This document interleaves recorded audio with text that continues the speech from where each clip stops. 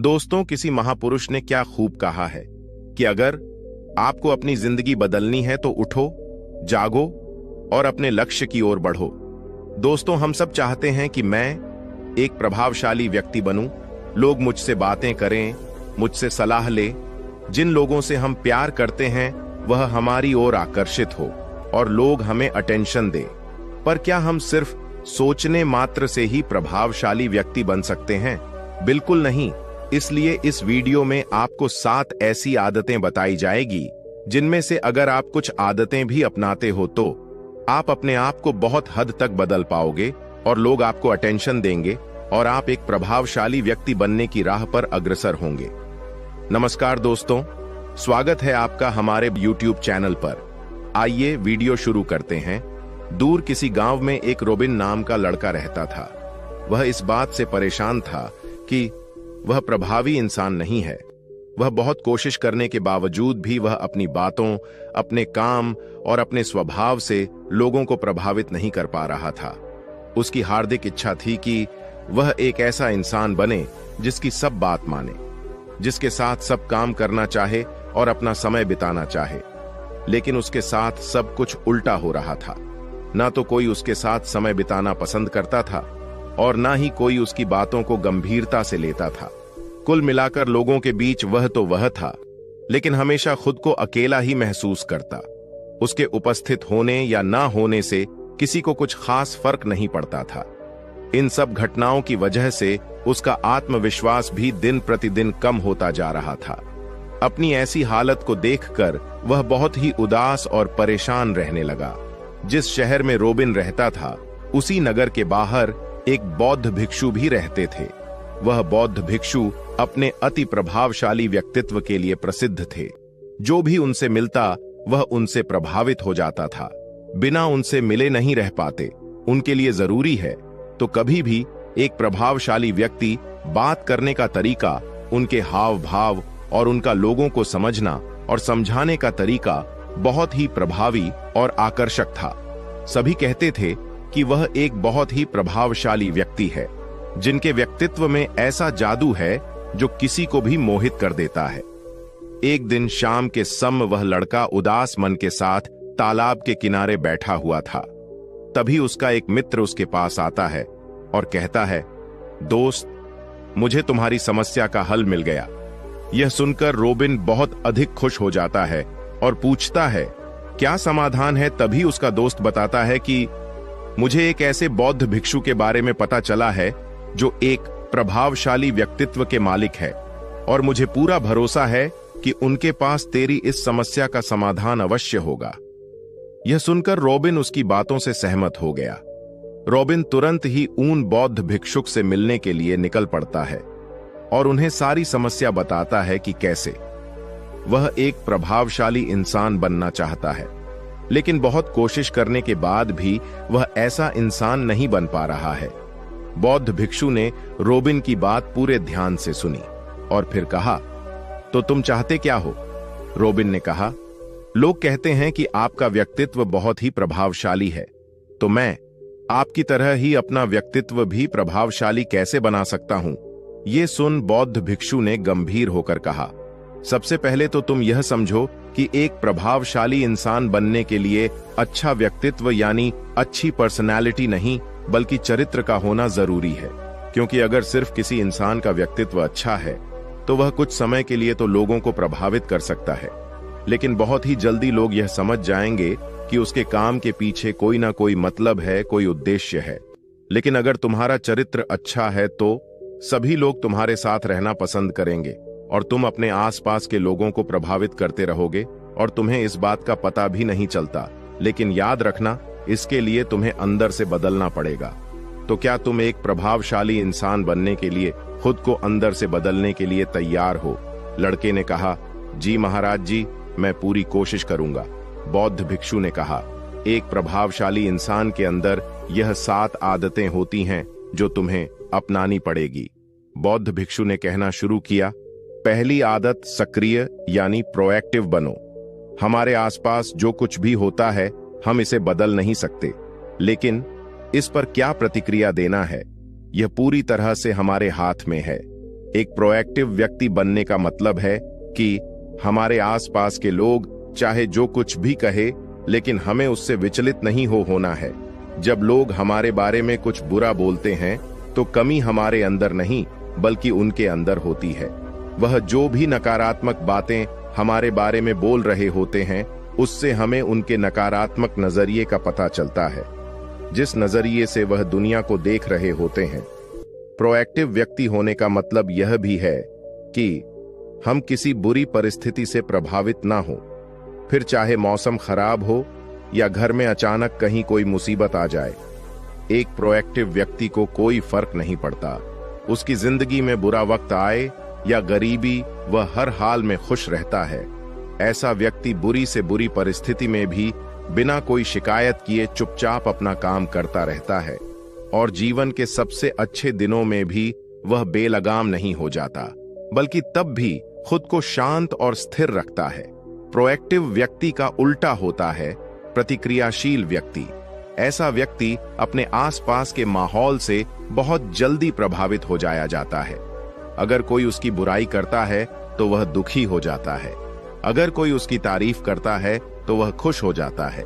अगर ऐसे व्यक्ति के साथ कुछ बुरा होता है तो वह खुद भी बुरा बन जाता है। तो अब तुम समझ गए होंगे कि प्रतिक्रियाशील व्यक्ति कभी भी एक प्रभावशाली व्यक्ति नहीं बन सकता, क्योंकि उसका नियंत्रण दूसरे के हाथों में होता है।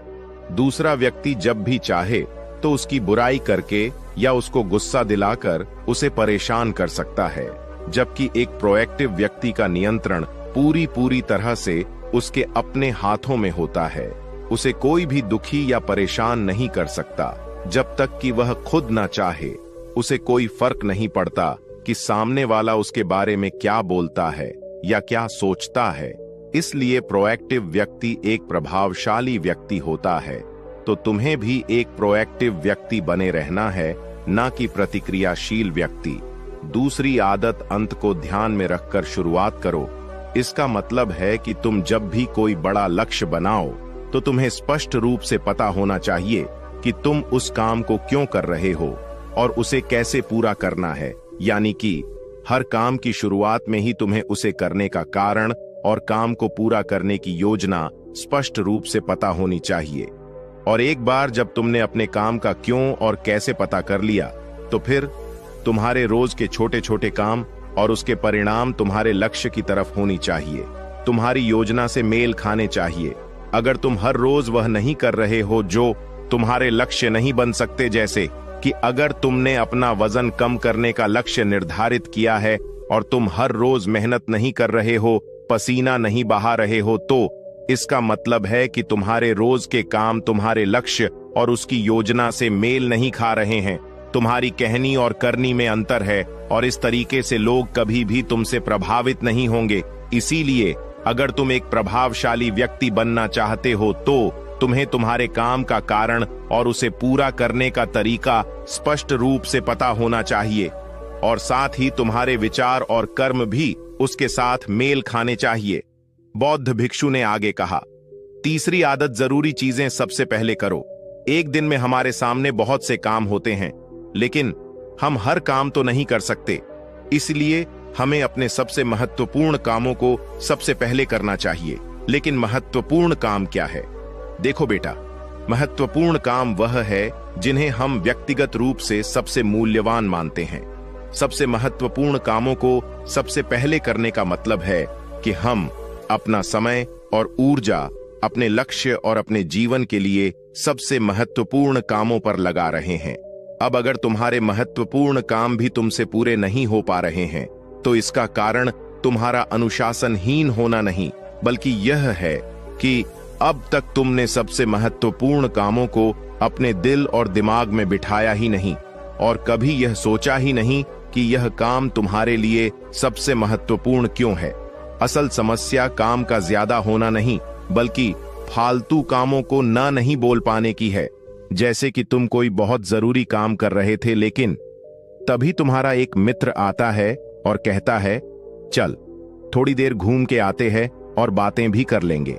लेकिन अगर तुम्हारे दिमाग में तुम्हारा महत्वपूर्ण काम बैठा हुआ है, तो तुम तुरंत ही उसे पूरी विनम्रता के साथ जाने के लिए मना कर दो। और तुम्हें यही करना है। दिन भर के सारे गैर जरूरी कामों को तब तक न करो जब तक कि तुम्हारे सबसे महत्वपूर्ण काम पूरे ना हो जाए। तो अब तुम समझ गए होगे कि प्रभावशाली लोग सबसे महत्वपूर्ण कामों को सबसे पहले खत्म करते हैं। बौद्ध भिक्षु ने आगे कहा, चौथी आदत, किसी भी काम में खुद के फायदे के साथ साथ दूसरों के फायदे के बारे में भी सोचो। ज्यादातर लोग अपना जीवन दूसरों से तुलना और प्रतिस्पर्धा करते हुए जीते हैं। वे अपनी सफलता दूसरों की असफलता में देखते हैं, यानी अगर मैं जीता तो तुम हारे और मैं हारा तो तुम जीते। इस तरह से जीवन हार जीत का खेल बनकर रह जाता है। लेकिन जो प्रभावशाली लोग होते हैं वे प्रतिस्पर्धा में नहीं बल्कि आपसी सहयोग में विश्वास रखते हैं। उनका मानना होता है कि इस दुनिया में सभी के लिए सब कुछ पर्याप्त मात्रा में है और सबको उसका हिस्सा मिलना चाहिए, न केवल चीजों के लिए बल्कि आपसी रिश्तों में भी यह नियम लागू करते हैं। जैसे कि जब भी उनका किसी के साथ कोई मतभेद होता है तो वे बात को मन में रखने की बजाय उस इंसान के साथ खुलकर उस बारे में बात करते हैं और कोई बीच का ऐसा रास्ता निकालते हैं जो दोनों के लिए फायदेमंद हो, जिसमें दोनों की जीत हो, ना कि सामने वाला ठगा हुआ महसूस करे। और ऐसा करके वह आपसी मनमुटाव को खत्म करते हैं, साथ ही रिश्तों को पहले से भी ज्यादा मजबूत बना लेते हैं। तो अब तुम समझ गए होंगी कि प्रभावशाली बनने के लिए तुम्हें खुद के अलावा सामने वाले के फायदे के बारे में भी सोचना होता है। पांचवी आदत, पहले खुद दूसरों को समझने का प्रयास करो, फिर उनसे उम्मीद करो कि वह तुम्हारी बात को समझेंगे। किसी के साथ भी बातचीत करने का सबसे अच्छा तरीका यह है कि सबसे पहले हम यह समझने की कोशिश करें कि आखिर सामने वाला कहना क्या चाहता है। बल्कि मैं तो कहूंगा कि किसी भी इंसान की बात को सुनने और समझने का सबसे अच्छा तरीका है कि हम खुद को उसकी जगह पर रखकर सोचें। तब जाकर हम सही तरीके से समझ पाएंगे कि आखिरकार सामने वाला हमसे कहना क्या चाहता है। जब हम किसी की बात को ध्यान से सुनते ही नहीं, तब हम उसकी भावनाओं को समझे बिना ही उसे सलाह देने लग जाते हैं। लेकिन जब हम उसे समझने की कोशिश करते हैं, तभी हम जान पाते हैं कि असल में वह इंसान कैसा महसूस कर रहा है। और जब हम इस तरीके से किसी की बात सुनते हैं, तब जाकर हम उस इंसान को कुछ अच्छी सलाह दे पाएंगे या सच में उसकी कुछ मदद कर पाएंगे। ज्यादातर लोग बातचीत के दौरान सिर्फ यही कहते रहते हैं कि अगर तुम्हारी जगह मैं होता तो ऐसा करता, या फिर एक बार मेरी बात मानकर तो देखो। लेकिन वह कभी भी यह समझने का प्रयास नहीं करते कि सामने वाला व्यक्ति क्या कर रहा है। और इसका परिणाम यह होता है कि सामने वाला उन पर कभी भरोसा नहीं करता और फिर ना ही कभी अपनी समस्याएं उनके पास लेकर आता है। इसलिए अगर तुम सच में किसी की मदद करना चाहते हो तो सबसे पहले उन्हें समझने का प्रयास करो। ऐसा करके तुम उनका विश्वास जीत पाओगे और उन्हें इस बात का भरोसा हो जाएगा कि तुम्हारे काम के पीछे किसी भी प्रकार का कोई लाभ या उद्देश्य नहीं है। तुम तो बस उनकी मदद करना चाहते हो और फिर इस तरीके से वह भी तुम्हें समझना शुरू कर देंगे। और यही है प्रभावशाली इंसान बनने का पांचवा नियम। बौद्ध भिक्षु ने आगे कहा, छठा नियम, प्रभावशाली लोग आपसी तालमेल और सहयोग के साथ काम करते हैं। वह लोग जो दूसरों को प्रभावित करते हैं इस बात को अच्छे से समझते हैं कि दो दिमाग हमेशा ही एक दिमाग से बेहतर होते हैं। इसलिए वह एक दूसरे का सहयोग करके किसी भी समस्या का समाधान निकालने की कोशिश करते हैं।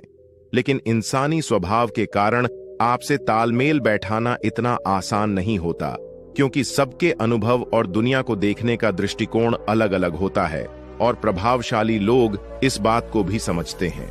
इसीलिए वह एक दूसरे के विचार और दृष्टिकोण को समझने और स्वीकारने का प्रयास करते हैं और आपसी मतभेद को भुलाकर साथ काम करते हैं, क्योंकि वह समझते हैं कि हर इंसान का अपना अनुभव, सोच और विशेषताएं होती हैं।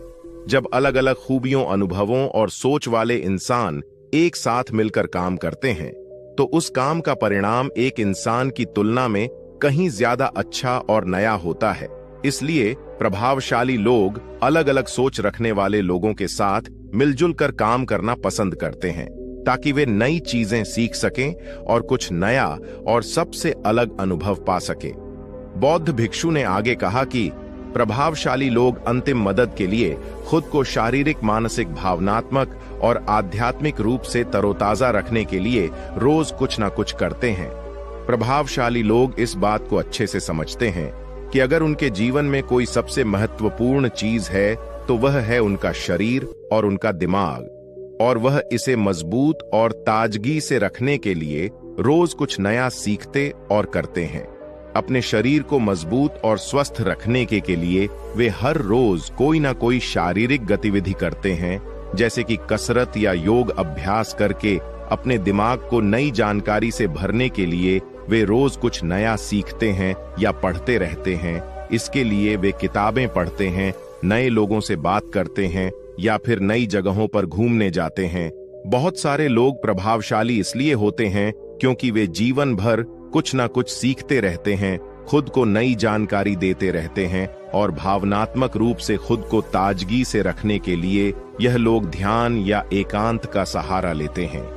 कई बार खुद के अंदर नयापन लाने के लिए यह लोग खुद को कुछ दिनों के लिए बाहरी दुनिया से काट लेते हैं। इसके अलावा यह लोग आध्यात्मिक रूप से भी सक्रिय होते हैं। इसके लिए यह लोग जो भगवान में आस्था रखते हैं उनकी पूजा पाठ और आराधना इत्यादि करते हैं। साधारण शब्दों में कहे तो प्रभावशाली लोग लगातार खुद में सुधार लाते रहते हैं और अपने शरीर, मन और आत्मा को तरोताजा रखते हैं। और अगर गौर से देखा जाए तो यह सारी आदतों में से यह 7वीं आदत सबसे ज्यादा जरूरी और प्रभावी है, क्योंकि इसके बिना बाकी की 6 आदतें उतनी प्रभावी नहीं रह जाएंगी जितनी उन्हें होनी चाहिए। और कोई भी इंसान कितना भी प्रभावशाली क्यों ना हो, लेकिन अगर वह खुद को शारीरिक, मानसिक, भावनात्मक और आध्यात्मिक रूप से तरोताजा नहीं रखता तो धीरे धीरे उसका प्रभाव कम होना शुरू हो जाएगा। तो यह एक प्रभावशाली इंसान बनने की 7 आदतें जिन्हें अपनाकर कोई भी इंसान प्रभावशाली बन सकता है। बौद्ध भिक्षु की यह सारी बातें सुनने के बाद अब उस लड़के को भी यह भरोसा हो गया था कि इन 7 आदतों को अपनाने के बाद वह भी एक प्रभावशाली इंसान बन सकता है। इसके लिए उसने उन बौद्ध भिक्षु को धन्यवाद किया और खुशी खुशी अपने मित्र के साथ वहां से चला गया। तो दोस्तों, उम्मीद है इस वीडियो से आपको काफी कुछ सीखने को मिला होगा, और अगर कुछ सीखने को मिला हो तो हमारे इस वीडियो को लाइक, शेयर और साथ ही कमेंट में नमो बुद्धाय जरूर लिखिए। धन्यवाद दोस्तों। एक बार एक गुरु और एक शिष्य एक सुनसान जंगल से गुजर रहे थे। तभी शिष्य अपने गुरु से एक सवाल करता है कि गुरुजी, ऐसा क्यों होता है कि कुछ लोगों के पास कुछ भी नहीं होता लेकिन फिर भी वह सुखी रहते हैं और आनंद में रहते हैं, और कुछ लोगों के पास सब कुछ होते हुए भी उदासी उनके चेहरे पर साफ दिखाई देती है। गुरु ने एक मुरझाए हुए फूल की तरफ इशारा करते हुए अपने शिष्य से कहा कि यह सोचने और समझने की बात है। अगर यह फूल यह सोचेगा कि मैं कल मुरझा गया था, या फिर यह सोचेगा कि मैं भविष्य में फिर से मुरझा जाऊंगा, तो यह कभी भी खुलकर पूरी तरीके से खिल नहीं पाएगा। अपने सुंदर स्वरूप में यह कभी भी वापस नहीं आ पाएगा और अपनी खुशबू इस प्रकृति में कभी भी बिखेर नहीं पाएगा। इसी प्रकार इंसान अपने अतीत की यादों में खोया रहता है या फिर अपने भविष्य की करता रहता है, भविष्य के दुखों के बारे में सोचता रहता है, या भूत में जो उसके साथ बुरी घटनाएं घटित हुई हैं वह उन्हीं के बारे में सोच सोच करके वह अपने भविष्य के लिए चिंतित होता रहता है। तो ऐसा मनुष्य जीवन में कभी भी सुख अनुभव नहीं कर सकता। यह समझने की बात होती है कि जीवन हमेशा वर्तमान में होता है। अतीत और भविष्य की कल्पनाएं हमेशा मनुष्य को मृत्यु की तरफ ले जाती हैं। इसलिए यह जरूरी हो जाता है कि जिस प्रकार हम अपने शरीर की देखभाल करते हैं, उसे बीमारियों से दूर रखने के लिए उसके अंदर से गंदगी भी साफ करते रहते हैं। ठीक उसी प्रकार समय समय पर हमें अपने मन और मस्तिष्क की भी गंदगी को साफ करते रहना चाहिए, उसकी धुलाई करते रहना चाहिए। इससे आपकी बुद्धि की क्षमता तो तेज होगी ही होगी, साथ ही साथ आप हमेशा आनंद में रहने का रहस्य भी जान पाएंगे। शिष्य ने सवाल किया कि गुरुदेव, इससे पहले कि हम मन और मस्तिष्क पर चर्चा शुरू करें, इससे पहले मैं यह जानना चाहता हूं कि जिन लोगों के पास सब कुछ होता है वह दुखी क्यों रहते हैं, और जिन लोगों के पास कुछ भी नहीं होता है वे अक्सर आनंद में क्यों होते हैं। यह रहस्य क्या है, इसके पीछे का कारण क्या हो सकता है। गुरु ने उत्तर दिया कि कुछ लोग जीवन में जब सब कुछ हासिल कर लेते हैं और सब कुछ हासिल कर लेने के बाद उन्हें सब चीजों की व्यर्थ का पता चल जाता है। ऐसे लोगों को अक्सर यह एहसास जकड़ लेता है कि मैंने जीवन में कुछ भी पाया, जो कुछ भी किया उससे भले ही मैंने सुख सुविधाएं हासिल कर ली हो, लेकिन मन की शांति अभी भी बहुत दूर है और अधूरी भी है। उस तक मैं पहुंच नहीं पाता। सब कुछ पाकर भी मैं अपने मन को जान नहीं पाया। और जब इंसान को ऐसा लगता है तो उसे महसूस होता है कि जो कुछ भी उसने कमाया है वह कौड़ियों का भाव था। उसने अपना जीवन बेकार की चीजों में यूं ही व्यर्थ कर दिया।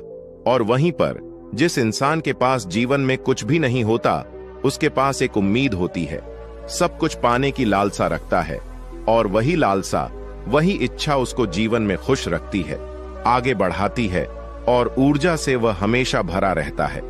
गुरु ने अपने हाथ से एक सूखे पेड़ की तरफ इशारा करते हुए कहा कि शिष्य, कभी तो यह पेड़ भी हरा भरा रहा होगा, फलों से लदा हुआ रहा होगा।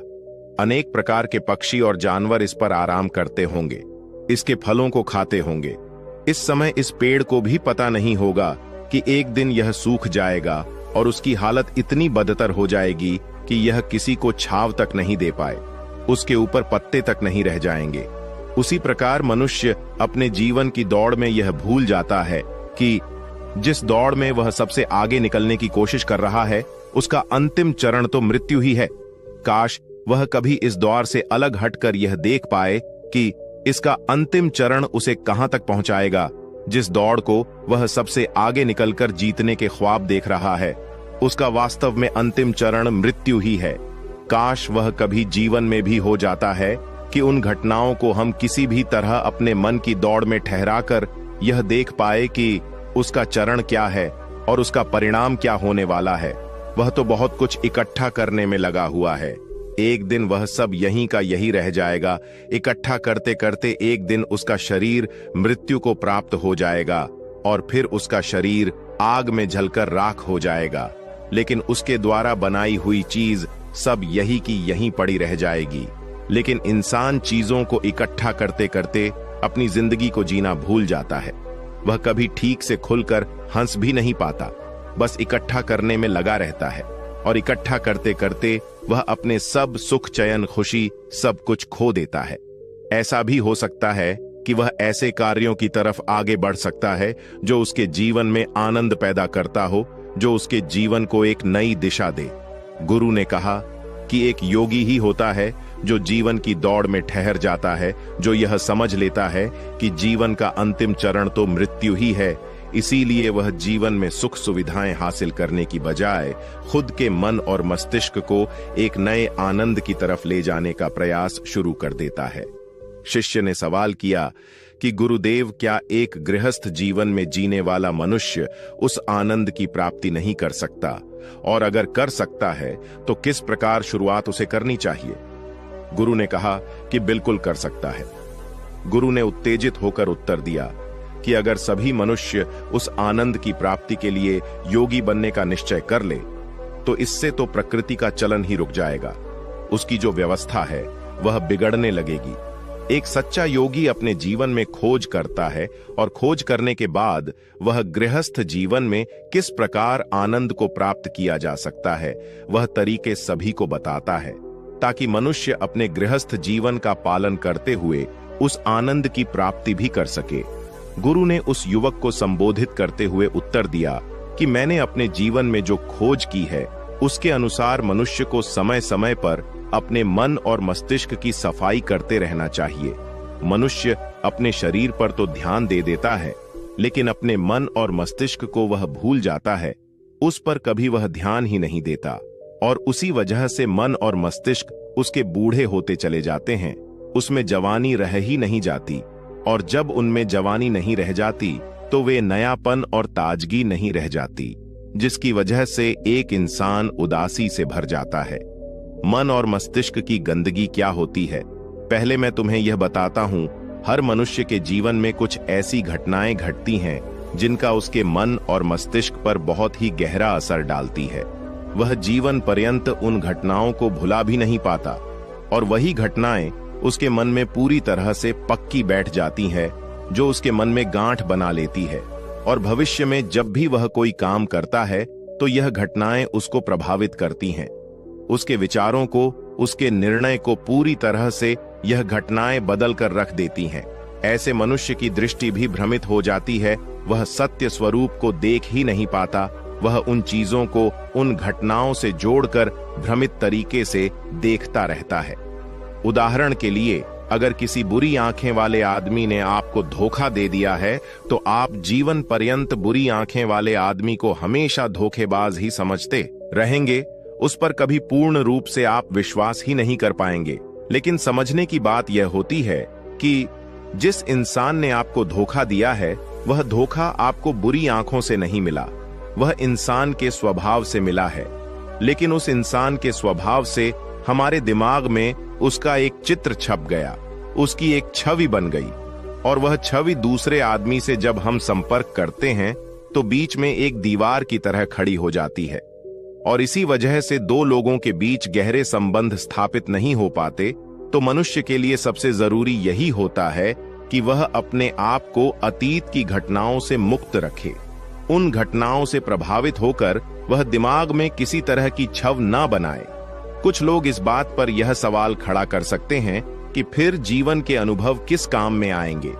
लेकिन समझने की बात तो यह होती है कि हम जीवन के अनुभवों को भी भ्रमित तरीके से जान लेते हैं, सही तरीके से उनसे सीख ही नहीं पाते। शिष्य अपने गुरु की बातों में इतना खो गया कि उसे चलते चलते जंगल के रास्ते में पड़े हुए कांटे दिखाई नहीं दिए और अचानक उसके पैर में कांटा छुप गया। गुरु ने उसका कांटा बाहर निकालते हुए उससे पूछा, यह कांटा तुम्हारे पैर में क्यों लगा? इसके पीछे तुम किसे जिम्मेवार मानते हो? गुरु ने कहा कि तुम मुझे भी जिम्मेवार मान सकते हो, क्योंकि मैं तुम्हें यह बातें सुना रहा था। या तुम खुद को भी जिम्मेदार मान सकते हो कि तुम मेरी बातों में इतना खो गए कि तुम्हारा रास्ते पर से ध्यान ही नहीं रहा। या तुम इन पेड़ों को भी जिम्मेवार मान सकते हो जिन्होंने यह कांटे इस रास्ते पर बिछा दिए। तभी शिष्य ने उत्तर दिया कि गुरुदेव, इसमें मैं खुद को ही जिम्मेदार मानता हूं, क्योंकि आप तो अपना काम कर रहे थे और इस पेड़ ने भी अपना काम किया, पर मैं अपना काम होश पूर्वक नहीं कर पाया। अगर मैं चलते समय ध्यान लगाए रहता, अगर मैं आपकी बातों में पूरी तरह से नहीं खो जाता, तो मुझे यह कांटा कभी नहीं लगता। इसमें पूरी तरह से ही मेरी गलती है। गुरु ने शाबाशी से अपने शिष्य के पीठ को थपथपा या और आगे कहा कि जो घटनाएं हमारे मन को प्रभावित करती हैं, जरूर उसे बाहर निकाल दें। और उसके लिए सबसे सरल तरीका है कि अपनी भावनाओं को व्यक्त करना सीखो। उसे अपने दिल में, अपने मस्तिष्क में बैठाकर मत रखो। जब तुम किसी दूसरे मनुष्य के सामने अपनी भावनाओं को व्यक्त कर देते हो तो तुम्हारे मन का बोझ हल्का हो जाता है। कुछ लोगों का स्वभाव ऐसा होता है कि वह अपने मन की बात किसी को नहीं बताते। ऐसे लोग अक्सर अंदर ही अंदर दुखी होते रहते हैं, लेकिन वह अपने मन की बात किसी दूसरे आदमी को कभी नहीं बताते। उसके कुछ उल्टे ऐसे लोग भी होते हैं जो अपने मन में किसी भी बात को रख नहीं पाते। उनके साथ कुछ भी अच्छा या बुरा होता है, वह अपने मन की बात, अपने भावनाओं की बात दूसरों के सामने व्यक्त कर देते हैं। और तुमने खुद महसूस किया होगा कि जो लोग अपने मन की भावनाओं को व्यक्त कर देते हैं, वह जीवन में ज्यादा आनंदित रहते हैं। कभी भी प्राकृतिक रूप से आए हुए भावनाओं को नहीं रोकना चाहिए। यह हमें किसी भी भावना को दबाना नहीं चाहिए। अगर हम किसी भी भावना को रोकने की कोशिश करते हैं तो वे हमें अंदर ही अंदर खाने लग जाती हैं। गुरु ने आगे कहा कि शिष्य, अगर तुम्हारा मन किसी बुरी घटना पर रोने को हो रहा है तो चीख चीख कर रो लो, अपने आप को रोको मत, उस भावना को पूरी तरह से बाहर आने दो। अगर किसी दूसरी घटना पर तुम्हारा मन खुश होने का, आनंदित होने का हो रहा है तो पूरी तरह से नाचो गाओ, जिससे कि तुम उस भावना को बाहर निकाल सको। और जब वे भावनाएं अपनी पूरी गति के साथ बाहर आ जाती हैं तो तुम्हारा मन उन घटनाओं को पीछे छोड़ देता है, अर्थात तुम्हारा मन धीरे धीरे हल्का होने लगता है। गुरु ने शिष्य को समझाते हुए बताया कि जिस प्रकार तेज रफ्तार से चलता हुआ पानी अपने वेग से आने वाली सभी बाधाओं को तोड़ देता है, और अगर हम अपनी भावनाओं को बहने दिए तो वह उन सभी बाधाओं को तोड़ देगा, और उस बात को तोड़ने के बाद उसका कचरा उसके मन से निकल जाएगा और उसका दूषित मन भी साफ हो जाएगा, उसके अंदर की गंदगी भी दूर हो जाएगी। अक्सर मनुष्य अपने मन में किसी घटना को दबाकर इसलिए रखता है कि वह सोचता है कि अगर सामने वाले को इस घटना के बारे में पता चल जाएगा तो वह क्या सोचेगा। इसी विचार से वह अंदर ही अंदर खुद दुखी होता रहता है और अपनी भावनाओं को दबाता रहता है, लेकिन सामने वाले को वह कुछ भी नहीं बताता। लेकिन अगर वह हिम्मत करके शुरुआत कर सकता है, अपने अंदर की बात अपने किसी करीबी मित्र को बता दे, तो उसका पूरा जीवन परिवर्तित हो सकता है, उसका जीवन सुखमय बन सकता है। एक बार अगर उसके दिमाग में यह आदत बन गई तो जीवन भर अपनी भावनाओं को दूसरों के सामने व्यक्त करने से कभी नहीं हिचकचाएगा। हम अपने जीवन में इस आदत को 21 दिनों में पैदा कर सकते हैं। 21 दिनों तक अगर सही तरीके से हम अभ्यास करें तो हमारा दिमाग पूरी तरह से भावनाओं से मुक्त हो सकता है। यह 21 दिनों का अभ्यास इस प्रकार है। 21 दिनों तक सबसे पहली बात जो आपको याद रखनी है कि अपने मन में किसी भी बात को दबाकर नहीं रखना है। अगर हम किसी मनुष्य के बारे में अच्छा सोचते हैं तो हम उसे करें, अगर बुरा भी सोचते हैं तो भी उसे व्यक्त करें। परिणाम भूल जाए। परिणाम क्या होंगे? सिर्फ अपने दिमाग की धुलाई करने पर विश्वास रखें। इससे आपके दिमाग में एक अद्भुत साहस पैदा होगा। गुरु ने आगे कहा कि शिष्य, जब आप किसी मनुष्य के बारे में वह सब बता पाएंगे जो आप उसके बारे में सोचते हैं, तो आप खुद सोचिए कि आपका खुद के ऊपर कितना विश्वास बढ़ जाएगा। आपके मन के सारे दोष खत्म हो जाएंगे। हो सकता है कि इसमें आपको चुनौतियों का सामना करना पड़े, लेकिन जहां चुनौतियां नहीं होती हैं वहीं कुछ अभ्यास भी नहीं होता है। अभ्यास हमेशा चुनौतियों से भरा होना चाहिए। इससे आप सत्य वचन बोलने का अभ्यास भी कर पाएंगे। अक्सर हम दूसरों को प्रभावित करने के लिए वह सब बोलते रहते हैं जो उन्हें अच्छा लगता हो, लेकिन वह नहीं बोलते जो हम उनके बारे में सचमुच सोचते हैं, और यही हमारी सबसे बड़ी भूल हो जाती है, जिससे हमारा पूरा अस्तित्व झूठा बनकर रह जाता है। और अपनी भावनाओं को व्यक्त करते समय यह भी जरूर ध्यान रखें कि आपके अंदर जो भावनाएं उस इंसान के प्रति उठ रही हैं, उसके पीछे का मूलभूत कारण क्या है। उदाहरण के लिए, जब एक नौकर अपने मालिक के लिए कोई काम करता है और वह काम अच्छे से नहीं कर पाता है, तो मालिक उसे डांट फटकार देता है, जिससे उसके अंदर उसके प्रति क्रोध की भावनाएं उठने लगती हैं। लेकिन समझने की बात यह होती है कि मालिक तो आपको कहेगा ही, वह तो डांटेगा ही। अगर आप अच्छे से काम नहीं करेंगे, अगर आप काम अच्छे से कर रहे हैं और फिर भी आपका मालिक आपके साथ उचित व्यवहार नहीं कर रहा है, तो आप खुलकर अपने मालिक को अपनी भावनाएं व्यक्त कर सकते हैं, बिना यह सोचे कि इसका परिणाम क्या होगा। अगर आप इस भावना को उठाएंगे नहीं तो आप अपनी नजरों में खुद ही नीचे गिरने लग जाएंगे। आपका आत्मविश्वास बिल्कुल खत्म हो जाएगा। दूसरा अभ्यास जो तुम्हें 21 दिनों तक करना है वह यह है कि जो भी घटनाएं तुम्हारे साथ घटित होती हैं, कम से कम आपके जीवन में एक ऐसा इंसान होना चाहिए जिसके सामने तुम अपने दिल की बात रख सकते हो।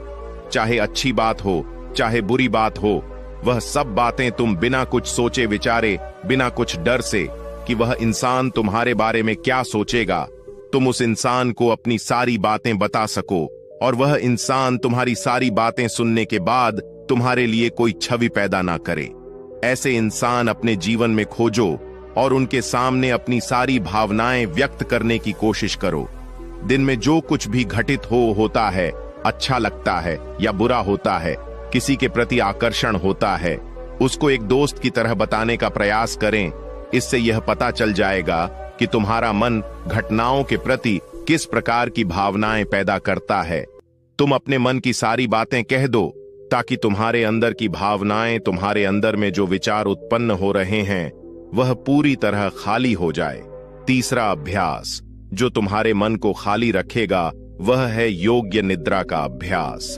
देखते ही देखते यह चर्चा खत्म करते हुए गुरु और शिष्य उस जंगल को पार करके अपने आश्रम में पहुंच चुके थे। तो दोस्तों, उम्मीद है इस वीडियो से आपको काफी कुछ सीखने को मिला होगा, और अगर कुछ सीखने को मिला हो तो हमारे इस वीडियो को लाइक शेयर सब्सक्राइब जरूर कर लीजिएगा, और साथ ही कमेंट में नमो बुद्धा जरूर लिखिए। धन्यवाद। एकता और समझदारी। ऊंचे आकाश में सफेद कबूतरों की एक टोली उड़कर जा रही थी। बहुत दूर जाना था, उन्हें लंबा रास्ता था। सुबह से उड़ते उड़ते थकान होने लगी थी। सूरज तेजी से चमक रहा था। कबूतरों को भूख लगने लगी थी। तभी उन्होंने देखा कि नीचे जमीन पर चावल के बहुत से दाने पड़े थे। कबूतरों ने एक दूसरे से कहा, चलो भाई, थोड़ी देर रुककर कुछ खा लिया जाए, फिर आगे जाएंगे। एक बुजुर्ग कबूतर ने चारों ओर देखा। वहां दूर दूर तक कोई घर या मनुष्य दिखाई नहीं दे रहा था। फिर चावल के यह दाने यहां कहां से आए? बुजुर्ग कबूतर ने बाकी कबूतरों को समझाया, मुझे लगता है कि यहां कुछ गड़बड़ है, तुम लोग नीचे मत उतरो। लेकिन किसी ने भी उसकी बात नहीं सुनी। सभी कबूतर तेजी से उतरे, दाना चुगने लगे। इतने बढ़िया दाने बहुत दिनों के बाद खाने को मिले थे। वे बहुत खुश थे। जब सभी ने भर पेट खा लिया तो बोले, चलो भाई, अब आगे चला जाए। लेकिन यह क्या? जब उन्होंने उड़ने की कोशिश की तो उड़ ही नहीं पाए। दोनों के साथ साथ वहां एक चिड़ीमार का जाल भी था, जिसमें उनके पांव फंस गए थे। उन्हें अपनी गलती पर पछतावा हुआ। बूढ़ा कबूतर पेड़ पर बैठकर सब देख रहा था। उसने जब अपने साथियों को मुसीबत में देखा तो फौरन उड़ा और चारों ओर देखा। दूर उसे चिड़ीमार आता दिखाई दिया। वह फौरन लौटा और अपने साथियों को बताया। सब वहां से निकलने का उपाय सोचने लगे। तब बूढ़े कबूतर ने कहा, दोस्तों, एकता में बड़ी शक्ति होती है। सब एक साथ उड़ोगे तो जाल तुम्हें रोक नहीं पाएगा। उसने गिना, 1 2 3, उड़ो। सारे कबूतरों ने एक साथ जोर लगाया और जाल उनके साथ उठने लगा। जब तक चिड़ीमार वहां पहुंचा तब तक जाल काफी ऊपर उठ चुका था। वह देखता ही रह गया और कबूतर लेकर उड़ गए। बूढ़ा कबूतर सबसे आगे उड़ रहा था। काफी देर उड़ने के बाद वे नीचे उतरे। वहां कबूतरों के दोस्त चूहे रहते थे। चूहों ने अपने तेज दांतों से जाल काट दिया। इस तरह बूढ़े कबूतर की समझदारी और साथ मिलकर काम करने से सभी कबूतर बच गए। एक शहर में एक बहुत अमीर व्यक्ति रहता था। उसका नाम तो था धनीमल, लेकिन था वह बेहद कंजूस। उसका कहना था कि अगर आप अपना पैसा अपने पास रखेंगे तो सबको पता चल जाएगा कि आपके पास बहुत पैसे हैं। फिर चोर डाकू आपके पीछे पड़ जाएंगे और सारा पैसा लुज रात को आकर गड्ढे में देख लेता था कि उसका सोना वहां है या नहीं। उसे विश्वास था कि कोई भी चोर इस जगह के बारे में नहीं जान पाएगा, लेकिन ऐसा नहीं हुआ।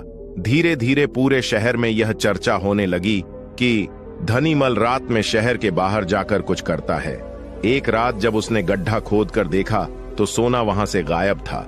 उसे गहरा सदमा लगा और वह चीख कर रोने लगा। उसके रोने की आवाज सुनकर बहुत से लोग वहां आ गए। धनीमल रो रो कर अपना दुख बताने लगा। तब उसके एक पड़ोसी से उसे कहा, धनीमल, तुम एक भारी पत्थर इस गड्ढे में रख दो और समझ लो कि वही तुम्हारा सोना है। यह सुनकर धनीमल को बहुत गुस्सा आया। तुम मेरे सोने को पत्थर जैसे बता रहे हो? वह बोला, देखो धनीमल, वह सोना तुम कभी इस्तेमाल तो करते नहीं थे। एक पत्थर की तरह यहां उसे दबाकर रख दिया था, तो फिर यहां सोना हो या पत्थर क्या फर्क पड़ता है? उसका पड़ोसी बोला, बात तो ठीक ही थी। धनीमल ने बहुमूल्य सोने को पत्थर के समान मूल्य न बना दिया था। उसके बाद धनीमल ने मेहनत करके फिर पैसे कमाए, लेकिन अब वह कंजूस नहीं रहा था। अपने पैसे को वह अपने ऊपर और दूसरे लोगों की सहायता के लिए खर्च करता था। अंधी का बेटा एक औरत थी जो अंधी थी, जिसके कारण उसके बेटे को स्कूल में बच्चे चिढ़ाते थे कि अंधी का बेटा आ गया। हर बात पर उसे यह शब्द सुनने को मिलता था कि अंधी का बेटा, इसलिए वह अपनी मां से चिढ़ने साथ लेकर जाने में हिचक था, उसे नापसंद करता था। उसकी मां ने उसे पढ़ाया और उसे इस लायक बना दिया कि वह अपने पैरों पर खड़ा हो सके। लेकिन जब वह बड़ा आदमी बन गया तो अपनी मां को छोड़ अलग रहने लगा। एक दिन एक बूढ़ी औरत उसके घर आई और गार्ड से बोली, मुझे तुम्हारे साहब से मिलना है। जब गार्ड ने अपने मालिक से बोल तो मालिक ने कहा कि बोल दो, मैं अभी घर पर नहीं हूं। गार्ड ने जब बुढ़िया से बोला कि वो अभी नहीं है तो वो वहां से चली गई। थोड़ी देर बाद जब लड़का अपनी कार से ऑफिस के लिए जा रहा होता है तो देखता है कि सामने बहुत भीड़ लगी है, और जानने के लिए कि वहां क्यों भीड़ लगी है वह वहां गया तो देखा उसकी मां वहां मरी पड़ी थी। उसने देखा कि उसकी मुट्ठी में कुछ है। उसने जब मुट्ठी खोली तो देखा कि एक लेटर जिसमें यह लिखा था कि बेटा, जब तू छोटा था तो खेलते वक्त तेरी आंख में सरियां ढ गई थी और तू आधा हो गया था तो मैंने तुम्हें अपनी आंखें दे दी थीं। इतना पढ़कर लड़का जोर जोर से रोने लगा। उसकी मां उसके पास नहीं आ सकती थी। दोस्तों, वक्त रहते ही लोगों की वैल्यू करना सीखो। मां बाप का कर्ज हम कभी नहीं चुका सकते। हमारी प्यास का अंदाज भी अलग है। दोस्तों कभी समंदर को ठुकरा देते हैं तो कभी आंसू तक पी जाते हैं। जीवन साथी सबसे अजीज होता है। कॉलेज में हैप्पी मैरिड लाइफ पर एक कार्य हो रहा था जिसमें कुछ शादीशुदा जोड़े हिस्सा ले रहे थे। जिस समय प्रोफेसर मंच पर आए, उन्होंने नोट किया कि सभी पति पत्नी शादी पर जोक कर हंस रहे थे। यह देखकर प्रोफेसर ने कहा कि चलो पहले एक गेम खेलते हैं, उसके बाद अपने विषय पर बातें करेंगे। सभी खुश हो गए और कहा, कौन सा गेम? प्रोफेसर ने एक मैरिड लड़की को खड़ा किया और कहा कि तुम ब्लैक बोर्ड पर ऐसे 2530 लोगों के नाम लिखो जो तुम्हें सबसे अधिक प्यारे हो। लड़की ने पहले तो अपने परिवार के लोगों के नाम लिखे, फिर अपने सगे संबंधी, दोस्तों, पड़ोसी और सहकर्मियों के नाम लिख दिए। अब प्रोफेसर ने उसमें से कोई भी कम पसंद वाले 5 नाम मिटाने को कहा। लड़की ने अपने सहकर्मियों के नाम मिटा दिए। प्रोफेसर ने और 5 नाम मिटाने को कहा। लड़की ने थोड़ा सोचकर अपने पड़ोसियों के नाम मिटा दिए। अब प्रोफेसर ने और 10 नाम मिटा दिया। प्रोफेसर ने उस लड़की से कहा, तुम अपनी जगह पर जाकर बैठ जाओ, और सभी की तरफ गौर से देखा और पूछा, क्या कोई बता सकता है कि ऐसा क्यों हुआ कि सिर्फ पति का ही नाम बोर्ड पर रह गया? कोई जवाब नहीं दे पाया। सभी मुंह लटकाकर बैठे थे। प्रोफेसर ने फिर उस लड़की को खड़ा किया और कहा, ऐसा क्यों?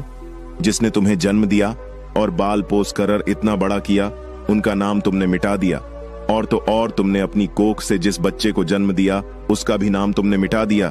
लड़की ने जवाब दिया कि अब मम्मी पापा बूढ़े हो चुके हैं। कुछ साल के बाद वह मुझे और इस दुनिया को छोड़ के चले जाएंगे।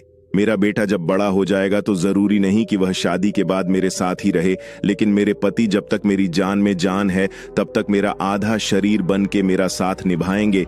इसलिए मेरे लिए सबसे अजीज मेरे पति हैं। प्रोफेसर और बाकी स्टूडेंट ने तालियों की गूंज से लड़की को सलामी दी। प्रोफेसर ने कहा, तुमने बिल्कुल सही कहा कि तुम और सभी के बिना रह सकती हो, पर अपने आधे अंग अर्थात अपने पति के बिना नहीं रह सकती।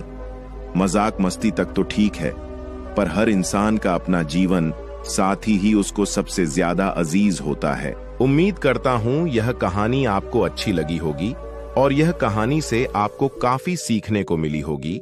अपना सुझाव कमेंट बॉक्स में दीजिए और इसी तरह का ज्ञानवर्धक वीडियो देखने के लिए हमारे चैनल को सब्सक्राइब, लाइक और शेयर करें। नमो बुद्धाय। दोस्तों, एक समय की बात है। एक गांव में एक मेहनती किसान रहता था। वह रोज सुबह जल्दी उठकर दूर के कुएं से पीने लायक पानी लाता था। इसके लिए उसके पास 2 मटके थे, जिसे वह एक डंडे के दोनों सिरों पर बांधकर अपने कंधे पर उठाया करता था। उसका एक मटका अच्छा, लेकिन दूसरे मटके में छोटा सा छेद था, जिसके कारण उसका आधा पानी रास्ते में ही गिर जाता था। पहले वाले मटके को पूरा पानी लाने का घमंड था और वह दूसरे मटके को रोज ताने मारता था। वह कहता था कि तुम किसी काम के नहीं हो, तुम्हारा आधा पानी रास्ते में ही गिर जाता है, तुम्हारे कारण ही किसान का मेहनत बर्बाद हो जाता है, तुम कहीं गिरकर टूट क्यों नहीं जाते, तुम बिल्कुल बेकार हो। यह सुनकर दूसरा मटका उदास हो जाता था। एक दिन वह रोने लगा। किसान ने जब उसे रोते हुए देखा तो पूछा, क्या हुआ दोस्त, तुम रो क्यों रहे हो? मटके ने जवाब दिया, मेरे अंदर एक छेद है, जिसके कारण मेरा आधा पानी रास्ते में ही गिर जाता है। मेरे ही कारण आपकी मेहनत बर्बाद हो जाती है। मेरी इस कमी के बाद भी आपने मुझे कभी दोष नहीं दिया। मैं अपनी इस कमी के लिए शर्मिंदा हूं, मुझे माफ कर दो। यह सुनकर किसान को बुरा लगा और उसने कहा, क्या तुम हमेशा अपने इस कमजोरी के बारे में ही सोचकर उदास रहती हो? क्या तुमने कभी हमारे पानी लाने वाले रास्ते को ध्यान से नहीं देखा है? अगर ऐसा है तो कल मैं तुम्हें कुछ ऐसा दिखाऊंगा जिसे देखकर तुम्हारा यह दुख खत्म हो जाएगा। अगले दिन किसान जब पानी लेने के लिए गया, तब लौटते समय उसने छेद वाले मटके से कहा, देखो रास्ते के किनारे कितने सुंदर रंग बिरंगे फूल खिले हुए हैं। छेद वाला मटका पूरे रास्ते फूलों को ही देखता रहा और आनंद लेता रहा। जब किसान घर पहुंचा, तब उस मटके का आधा पानी रास्ते में ही गिर गया था। यह देखकर वह मटका फिर से उदास हो गया और रोने लगा। तब किसान ने उसे कहा, दोस्त, तुम अब भी रो रहे हो? क्या तुमने ध्यान दिया? रास्ते में जो रंग बिरंगे फूल खिले हुए थे, वह केवल तुम्हारे तरफ ही थे। दूसरे मटके की तरफ एक भी फूल नहीं थे। मुझे पहले से ही पता था कि तुम में एक छेद है, इसलिए मैंने रास्ते में रंग बिरंगे फूलों के बीज बो दिए। तुमने रोज आते समय उसे पानी दिया और आज पूरा रास्ता सिर्फ तुम्हारे कारण ही सुंदर फूलों से भरा हुआ है। लोग सुंदर रंग बिरंगे फूलों का आनंद ले रहे हैं, उनकी खुशबू ले रहे हैं। यदि तुम में छेद नहीं होता तो क्या यह संभव होता? दोस्तों, इस दुनिया में ऐसा कोई भी इंसान नहीं है जो परफेक्ट हो, जिसमें कोई कमी ना हो। हर इंसान के अंदर कुछ ना कुछ कमी जरूर होती है। यदि हम अपनी कमियों को केवल नेगेटिव वे में देखेंगे तो हमेशा रोते ही रहेंगे और दुखी रहेंगे। पर यदि हम अपनी कमियों को पॉजिटिव वे में देखेंगे तो शायद उसमें भी हमें कुछ ना कुछ अच्छाई जरूर मिल जाएगी। ठीक उसी प्रकार जैसे किसान ने उस छेद वाले मटके के साथ किया। उसने उस मटके की कमजोरी को उसकी ताकत बना दिया और आज वह छेद वाला मटका दूसरे वाले अच्छे मटके से ज्यादा महत्व रखता है। कभी अपने आप से बात करते हुए यह ख्याल आया है कि आप खुद को ही नीचा दिखा रहे हैं, या ये कि आप ऐसा सोच रहे हैं कि यह काम तो मुझसे होगा ही नहीं? जी हां, कई बार हम खुद से ही ऐसी बातें कर लेते हैं जो हमें अंदर ही अंदर कमजोर बना देती हैं। जैसे, ये काम तो मुझसे होगा ही नहीं, या मैं हमेशा गलतियां ही करता हूं। ये सब बातें अपने आप से नकारात्मक रूप से बात करना है। ये सुनने में भले ही छोटी बात लगे, लेकिन ये अंदर ही अंदर हमें बहुत कुतरती है। ये नकारात्मक आत्मचिंतन है और इसका हमारे मन पर बहुत बुरा असर पड़ता है। इस नकारात्मक आत्मचिंतन के दौरान मन में कई तरह के भाव आते हैं। कभी गुस्सा आता है खुद पर, कभी निराशा होती है, अपनी काबिलियत पर शक होने लगता है। ऐसा लगने लगता है कि मानो हम हर काम में असफल ही होंगे। ऐसा लगता है मानो हम खुद अपने सबसे बड़े दुश्मन बन गए हैं। इससे हमारा आत्मविश्वास कमजोर पड़ जाता है और हम नया करने से भी कतराने लगते हैं। जिंदगी में आगे बढ़ने के लिए सकारात्मक सोच बहुत जरूरी होती है, लेकिन नकारात्मक आत्मचिंतन को समझ ही न पाए तो जिंदगी भर हम पीछे ही रह जाते हैं। नतीजा ये होता है कि हम अपनी क्षमता से कम हासिल कर पाते हैं और जिंदगी में आगे बढ़ने में मुश्किलें आती हैं। तो चलिए आज इसी नकारात्मक विचार को समझने की कोशिश करें और देखें कि इससे कैसे बचा जा सकता है। दोस्तों, बहुत समय पहले की बात है, एक नगर में लोग खुशियां मना रहे थे। उस नगर में खुशियों का माहौल था। एक तरफ जहां लोग खुशियां मना रहे थे, वहीं पर दूसरी तरफ एक लड़का उन सब से अलग होकर एक पेड़ के किनारे उदास होकर बैठा था। उसे मन ही मन ये चिंता सताए जा रही थी कि परीक्षा नजदीक आ चुकी थी और वह चाहकर भी पढ़ाई नहीं कर पा रहा था। वह चाहकर भी पढ़ाई में मन नहीं लगा पा रहा था। वह जितना पढ़ाई के बारे में सोचता, उसके चेहरे पर उतनी ही निराशा और हताशा बढ़ जाती। वह इन सभी विचारों के बारे में सोच ही रहा था कि तभी वहां से एक गुरुवर गुजर रहे थे। उन्होंने जब उस लड़की को देखा तो वह यह समझ चुके थे कि लड़का कुछ परेशान है, जरूर कोई समस्या है। इसलिए वह उस लड़के के पास पहुंचे और उस लड़के से कहते हैं, क्या बात है बेटा, पूरा गांव खुशियां मना रहा है। गांव में खुशियों का माहौल है और तुम यहां इस सुनसान जगह पर इस पेड़ के नीचे अकेले बैठे हो और तुम बहुत उदास भी लग रहे हो। आखिर क्या बात है? उन गुरुवर की यह बात सुनकर उस लड़के ने जबरदस्ती अपने चेहरे पर मुस्कान लाने की कोशिश की, लेकिन मन में चिंता भरी होने के कारण वह मुस्कुरा ना सका। इस पर गुरुवर एक बार फिर उस लड़के से कहते हैं, क्या बात है बेटा, तुम इतनी गंभीर मुद्रा क्यों बनाए हुए हो? आखिर क्या समस्या है, तुम मुझसे बता सकते हो? इस पर वह लड़का उन गुरुवर से कहता है, हे गुरुवर, मेरी परीक्षा बहुत नजदीक आ चुकी है और मैं चाहकर भी पढ़ाई नहीं कर पा रहा। पढ़ाई में मेरा मन ही नहीं लग रहा। इस पर वह गुरुवर उस लड़के से कहते हैं, परंतु क्यों? इसके पीछे कोई तो कारण होगा। इस बार वह लड़का उन गुरुवर से कहता है, हे गुरुवर, मैं जब भी पढ़ाई करने बैठता हूं और इस बीच अगर कहीं भी मैं अटक जाता हूं तो मेरे मन में तरह तरह की शिकायतें उभरने लगती हैं। चिंता मुझे परेशान करने लगती है और एक के बाद एक नकारात्मक विचार मेरे मन में उमड़ते ही चले जाते हैं और उसके बाद मेरा पढ़ने में तनिक भी मन नहीं लगता। मैं चाहकर भी पढ़ाई में मन लगा ही नहीं पाता और देखते ही देखते जब मैं उन नकारात्मक विचारों के सामने हार जाता हूं तो मैं अपनी किताबें बंद कर देता हूं और फिर ऐसे ही कहीं पर निकल जाता हूं, कभी अपने मित्रों के साथ तो कभी अपने आस पड़ोस के लोगों के साथ। मैं अपना काफी समय यूं ही खराब कर देता हूं। हालांकि भीतर से तो मैं चाहता हूं कि मैं पढ़ाई करूं, अन्यथा मुझे इसका परिणाम भोगना होगा, लेकिन मैं चाहकर भी पढ़ाई कर नहीं पा रहा और ऐसा करीब पिछले 2 महीनों से मेरे साथ हो रहा है। मैं इन नकारात्मक विचारों से जितना छुटकारा पाने की कोशिश करता हूं, ये नकारात्मक विचार मुझे उतना ही घेर लेते हैं और ये मुझे डराते हैं, मुझे परेशान करते हैं। मैं चाहकर भी इनसे छुटकारा नहीं पा रहा। उन गुरुवर ने उस लड़के की सारी बातें ध्यानपूर्वक सुनी और फिर वह उस लड़के से कहते हैं, बेटा, मैं तुम्हारी मन की बातें समझ रहा हूं, लेकिन क्या तुम इसे एक उदाहरण के तौर पर समझा सकते हो? इस पर वह लड़का उन गुरुवर से कहता है, हे गुरुवर, परीक्षा बहुत नजदीक है और मैंने कुछ हद तक पढ़ाई भी कर ली है, लेकिन जो बची हुई पढ़ाई है उसके लिए मुझे हर दिन करीब 10 से 14 घंटे तक यूं ही मन लगाकर पढ़ना होगा। इसके बिना मैं किसी भी हालत में अपनी पढ़ाई पूरी नहीं कर पाऊंगा। जब यह ख्याल मेरे मन में आता है तो मैं डर जाता हूं। मैं भीतर ही भीतर कांप उठता हूं और देखते ही देखते मेरी हिम्मत जवाब देने लगती है और मैं हार मान लेता हूं। और फिर उसके बाद मेहनत करने का मानो मेरा मन ही नहीं होता। मैं चाहकर भी ध्यान नहीं लगा पाता। और अगली चीज जो मुझे परेशान कर रही है, रुको रुको बेटा, उन गुरुवर ने उस लड़के को रोकते हुए कहा, पहले हम एक एक करके तुम्हारे मन के उन नकारात्मक विचारों को समझने की कोशिश करते हैं, उन चिंताओं के पार जाने की कोशिश करते हैं, उनसे कुछ सीखने की कोशिश करते हैं।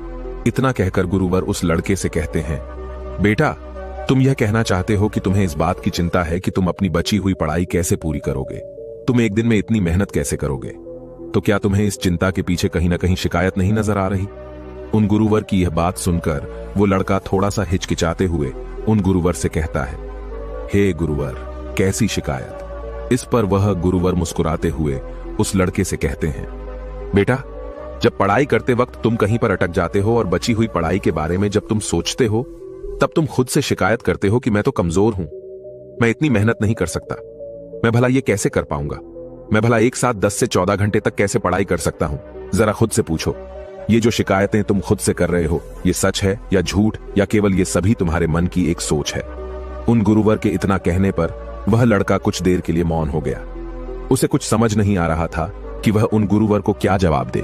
तभी वह गुरुवर उस लड़के से कहते हैं, बेटा, ऐसा कहां लिखा है कि तुम इतनी मेहनत नहीं कर सकते? ऐसा कहां लिखा है कि तुम्हारे पास इतनी मेहनत करने की क्षमता नहीं है? क्या किसी ने तुमसे ऐसा कहा है कि तुम इतना ध्यान लगाकर पढ़ाई नहीं कर सकते? इस बारे में वह लड़का जवाब देते हुए उन गुरुवर से कहता है, हे गुरुवर, आप सत्य कहते हैं, ऐसा तो मुझसे किसी ने नहीं कहा। इस पर वह गुरुवर उस लड़के से कहते हैं, बेटा, तो तुमने खुद से यह कैसे मान लिया कि मैं इतना कमजोर हूं और मैं ऐसा नहीं कर सकता, मैं ध्यान लगाकर पढ़ाई नहीं कर सकता? ये सब केवल तुम्हारे मन का एक भ्रम है। तो तुम्हारे मन की एक सोच है जिसे तुम अनजाने में बार बार सोचकर उस पर विश्वास करके उसे सच बना रहे हो। गुरुवर अपनी बात पूरी कर ही रहे थे कि तभी वह लड़का उन गुरुवर की बात काटते हुए कहता है, हे गुरुवर, अगर यह सच नहीं है तो फिर सच क्या है? उस लड़के की यह बात सुनकर गुरुवर मुस्कुराने लगे और उस लड़के से कहते हैं, बेटा, सच यह है कि तुम्हारे अंदर कितनी काबिलियत है, यह जानने के लिए तुम्हें आखिरी हद तक मेहनत करनी होगी। तुम्हें अपनी पूरी कोशिश करनी होगी। जब तुम अपनी पूरी क्षमता पर कार्य करोगे, अपनी पूरी क्षमता के साथ पढ़ाई करोगे, तभी तुम्हें पता चल पाएगा कि सच में तुम्हारी क्षमता क्या है। इस पर वह लड़का उन गुरुवर से कहता है, हे गुरुवर, तो अब मुझे क्या करना चाहिए? इस पर वह गुरुवर उस लड़के से कहते हैं, बेटा, मेरी बात ध्यान से समझो। हर चिंता के पीछे एक सकारात्मक संदेश होता है जिसे हमें पहचानने की आवश्यकता होती है। जैसे जब तुम्हारे मन में यह चिंता प्रकट होने लगी कि मैं अपनी बाकी की पढ़ाई इतनी जल्दी पूरी कैसे करूंगा, तो इस चिंता के पीछे सकारात्मक संदेश क्या था। इस पर वो लड़का कुछ देर सोच विचार करने के बाद उन गुरुवर से कहता है, हे गुरुवर, यही की परीक्षा बहुत करीब है और मुझे पूरा ध्यान और अपनी शक्ति लगाकर पढ़ने की जरूरत है। इस पर गुरुवर कहते हैं, बिल्कुल सही। तभी वो लड़का उन गुरुवर से कहता है, ठीक है, यह तो बहुत अच्छा तरीका है, इससे तो मैं आसानी से अपनी पढ़ाई पर ध्यान लगा सकता हूं। इतना कहकर वह लड़का वहां से जाने लगा। तभी गुरुवर उस लड़के से कहते हैं, रुको बेटा, अभी चिंता पूरी तरह से पार नहीं हुई है। जब भी तुम उस चिंता के पीछे का सकारात्मक संदेश समझ लो तो उसके लिए धन्यवाद करो और आगे बढ़ो। अपने आप से कहो कि मैंने उस चिंता के पीछे का संदेश समझ लिया है और अब मैं पूरी ईमानदारी के साथ मेहनत करने के लिए तैयार हूं। मैंने यह भी स्वीकार कर लिया है कि मेहनत करने में मुझे कष्ट भी होगा, तकलीफ भी उठानी पड़ेगी, लेकिन मैं हार नहीं मानूंगा। यह संदेश मुझ तक पहुंचाने के लिए आपका शुक्रिया। आगे गुरुवर लड़के से कहते हैं, जब तुम खुद से ऐसा कहोगे तो तुम्हें तत्काल अच्छा महसूस होगा, हल्का महसूस होगा, क्योंकि तुम्हारे अंदर का विद्वंद युद्ध पूरी तरह से समाप्त हो चुका होगा और तुमने उस चिंता के पीछे का संदेश भी अच्छी तरह से समझ लिया होगा। तुमने यह स्वीकार कर लिया है कि हां, मुझे लंबे समय तक ध्यान करने की आवश्यकता है, मुझे मेहनत करने की आवश्यकता है, साथ में मुझे थोड़ी सी कष्ट और तकलीफ भी उठानी पड़ेगी। हो सकता है कि इससे मुझे थोड़ी थकान भी हो, लेकिन मैं मेहनत करने से पीछे नहीं हटूंगा। ये सब स्वीकार करते ही तुम्हारे अंदर एक ऊर्जा उत्पन्न होगी और ऐसा इसलिए होगा क्योंकि तुम्हारे मन का बोझ पूरी तरह से हल्का हो चुका है। तुमने उन चीजों को स्वीकार कर लिया है जो चीजें तुम्हारा मन तुमसे स्वीकार करवाना चाहता था। किंतु अब यही मौका है। इस मौके को खाली मत जाने देना और तत्काल इस पर निर्णय लेना, तत्काल इस पर कार्य करना, तत्काल इस सकारात्मक संदेश को अपना विश्वास बना लो। इसे बार बार दोहराओ ताकि तुम इस पर पूरी तरह से विश्वास करने लगो। आगे गुरुवर उस लड़के से कहते हैं, बेटा, यह कठिनाई का ही समय होता है, जो कुछ कर दिखाने का होता है, दर्द को ताकत में बदलने का होता है। इस दुनिया में जितने भी महान लोग हैं, जिन्होंने भी अपने जीवन में कुछ बड़ा हासिल किया है, उन्होंने इसी तरह अपनी शिकायतों, अपनी कमजोरियों को ताकतवर और सकारात्मक सोच में बदला है, उस पर पूर्ण रूप से विश्वास किया है और तभी वे लोग इतनी ऊंचाइयों तक पहुंच पाए हैं।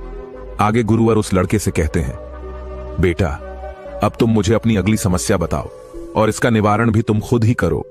इस पर वह लड़का कुछ देर सोच विचार करने के बाद उन गुरुवर से कहता है, हे गुरुवर, कभी कभी मुझे लगता है कि मैंने बहुत समय खराब कर दिया, मैं हार चुका हूं। अगर मैंने 6 महीने पहले मेहनत की होती, इन चीजों की शुरुआत कर दी होती, तो आज मैं कहीं और होता। मुझे ऐसा लगता है कि अब इतनी मेहनत करके मुझे कोई लाभ नहीं होगा। इस पर गुरुवर उस लड़के से कहते हैं, बेटा, अब मुझे यह बताओ, इस चिंता के पीछे शिकायत क्या है। वह लड़का उन गुरुवर की बात मानते हुए कुछ देर के लिए उन विचारों पर सोचता है, लेकिन उसे कुछ भी समझ नहीं आता। तभी गुरुवर उस लड़के से कहते हैं, बेटा, तुम खुद से शिकायत कर रहे हो कि तुमसे गलती हुई है और अब मैं इसे सुधार नहीं सकता। तुम्हें ऐसा लगता है कि गलती होना मतलब हार मानना, लेकिन जरा अपने आप से पूछो कि जो शिकायत अपने आप से कर रहे हो, यह कोई सच है या केवल सोच। इस पर वह लड़का कुछ देर सोच विचार करने के बाद उन गुरुवर से कहता है, हे गुरुवर, गलती मतलब हार मानना होता है।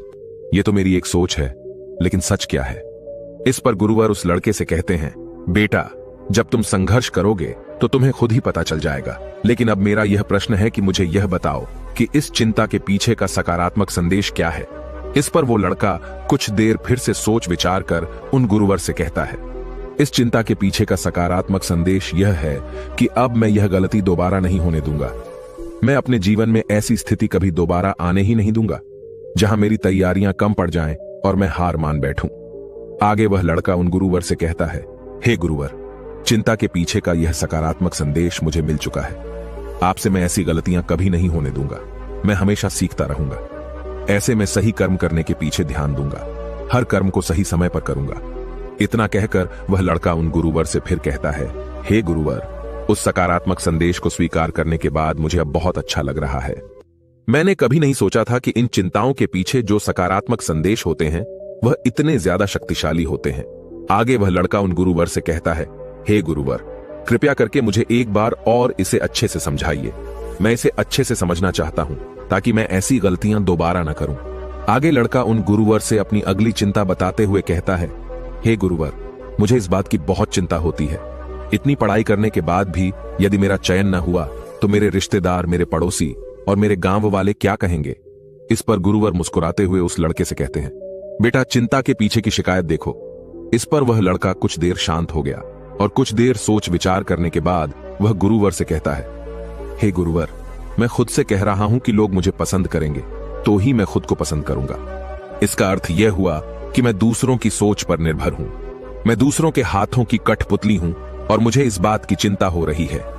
हे गुरुवर, मैं सोच रहा हूं, मैं जो इस शिकायत के पीछे का संदेश समझ पा रहा हूं वह सच है या केवल सोच? इस पर वह गुरुवर एक बार फिर उस लड़के से कहते हैं, बेटा, यदि तुम दूसरों की नजरों से खुद को नापोगे तो हमेशा खुद को छोटा ही पाओगे, क्योंकि छोटे लोग दूसरों के बारे में छोटा ही सोचते हैं। और इसी के विपरीत सच यह है कि यह तुम्हारा काम है कि तुम खुद की इज्जत करो। जो भी तुम कार्य कर रहे हो उसकी इज्जत करो और खुद पर भरोसा करो। यही सच है। तुम अपने बारे में कैसा महसूस करते हो, खुद पर कितना विश्वास करते हो, केवल और केवल यही मायने रखता है। आगे गुरुवर उस लड़के से कहते हैं, अब मुझे यह बताओ कि इस चिंता के पीछे का सकारात्मक संदेश क्या है? इस पर वह लड़का उन गुरुवर से कहता है, हे गुरुवर, इस चिंता के पीछे का सकारात्मक संदेश यही है कि हमें नकारात्मक विचारों से बचकर रहना चाहिए और हमें ऐसे विचार सोचने चाहिए, ऐसे विचारों पर ध्यान देना चाहिए जो हमें शक्ति दे। आगे वह लड़का कहता है, इस शक्तिशाली संदेश के लिए मैं आभारी हूं। हमेशा सतर्क रहने की और अच्छे विचारों पर बार बार ध्यान देने की जिम्मेदारी को मैं स्वीकार करता हूं। आपसे केवल और केवल मैं खुद पर विश्वास करूंगा, अपने कर्मों पर विश्वास करूंगा और मैं यह देखूंगा कि मैं क्या कर रहा हूं और मुझे क्या करना चाहिए। क्या मैं सही राह पर हूं या नहीं? मैं स्वीकार करता हूं कि आज से केवल मैं अपनी नजरों से खुद को देखूंगा। कौन मेरे बारे में क्या कह रहा है, इससे मुझे कोई फर्क नहीं पड़ने वाला। इतना कहकर वह लड़का उन गुरुओं से कहता है, हे गुरुवर, मेरी समस्या तो सुलझ गई। अब मुझे बहुत अच्छा लग रहा है। मैं बहुत हल्का महसूस कर रहा हूं। इस पर वह गुरुवर उस लड़के से कहते हैं, बेटा, जो भी तुमने अभी कुछ कहा है उसे तुम याद रखना और इसे कहीं पर लिख लेना और इस पर तत्काल कार्य करना, ताकि तुम हर दिन यह देख सकूं कि तुम किस प्रकार नकारात्मक विचारों के प्रति सतर्क हो और तुम किस प्रकार प्रेरणा देने वाले विचारों पर ध्यान केंद्रित कर पा रहे हो। आगे वह गुरुवर उस लड़के से कहते हैं, ठीक इसी प्रकार तुम एक छोटी सी कार्यवाही करके खुद को यह एहसास दिला सकते हो, खुद को याद दिला सकते हो, खुद को साबित कर सकते हो कि तुम चिंता और शिकायतों से कहीं बड़े हो। और इसी प्रकार बार बार अपने विचारों पर कार्यवाही करने से हम अपने भीतर एक सकारात्मक मान्यताएं बना लेते हैं जिन पर हम विश्वास करते हैं, और देखते ही देखते हम उन विश्वासों पर आंख बंद करके भरोसा करने लग जाते हैं। आगे गुरुवर उस लड़के से कहते हैं, इसलिए बेटा, इसी तरह से जब भी तुम्हें चिंता परेशान करे तो सबसे पहले चिंता के पीछे की शिकायत देखो और यह पता करो कि शिकायत सच है या फिर केवल सोच। इससे आपके और शिकायत के बीच में थोड़ी दूरी बनेगी। इस शिकायत का कड़वापन और असर थोड़ा सा कम होगा और आप उसके बारे में जानो, उसे पहचानने की कोशिश करो, उसके पीछे का सकारात्मक संदेश जानने की कोशिश करो और एक नई मान्यता तैयार करो। तभी तुम अपने जीवन में सही ऊंचाइयों को छू पाओगे, अपने जीवन में उन ऊंचाइयों तक पहुंच पाओगे जिनकी तुम कल्पना करते हो। इतना कहकर वह गुरुवर शांत हो गए और उस लड़के को भी अभी समझ में आ चुका था कि वह अपने जीवन में बेवजह की चीजों से डर रहा था, जबकि उसे अपने विचारों से लड़ने की जरूरत थी और वह अपने आप से लड़ रहा था। उसने जाने अनजाने अपने मन में नकारात्मक विचारों की मान्यता तैयार कर ली थी जिन पर वह आंख बंद करके भरोसा करने लगा था, किंतु उसे तो अपने सकारात्मक विचारों पर ध्यान केंद्रित करना चाहिए था। इसके बाद उस लड़के ने गुरुवर को प्रणाम किया और वापस घर लौट आया। अब से वह दिन रात मेहनत करने लगा, खूब मन लगाकर पढ़ाई करने लगा और जब उसके मन में कोई नकारात्मक विचार उत्पन्न होते तो वह उस नकारात्मक विचारों के पीछे का संदेश समझता और खुद से उन गलतियों को स्वीकार करता जिससे उसके मन में सकारात्मक ऊर्जा का निर्वाह होता और अपनी कमजोरियों को ताकत बनाकर वह आगे बढ़ता जाता। दोस्तों, आपने आज के इस वीडियो से क्या सीखा वह मुझे आप कमेंट में बता सकते हैं। इसी के साथ में उम्मीद है कि आपको आज की वीडियो पसंद आई होगी, तो इस वीडियो को उस इंसान को शेयर करें जिससे यह कहानी सुनने की जरूरत है और उसी के ठीक बाद चैनल को सब्सक्राइब करें। तो चलिए फिर मिलते हैं ऐसी एक और नई वीडियो में एक नए मैसेज के साथ। तब तक के लिए अपना ख्याल रखें। धन्यवाद और नमो बुद्धाय। कहते हैं कि शब्द बिना धार वाली तलवार होते हैं। यह एक ऐसी शक्ति है जो हमें जन्मजात मिला हुआ है। मानव अकेला ऐसा प्राणी है जो बातचीत कर सकता है, जिसके पास ढेर सारे शब्द हैं, लेकिन इन शब्दों के सही प्रयोग का पता होना बेहद आवश्यक है। एक बार व्यक्ति अपने मुंह से जो शब्द निकाल देते हैं वह कभी वापस नहीं आता।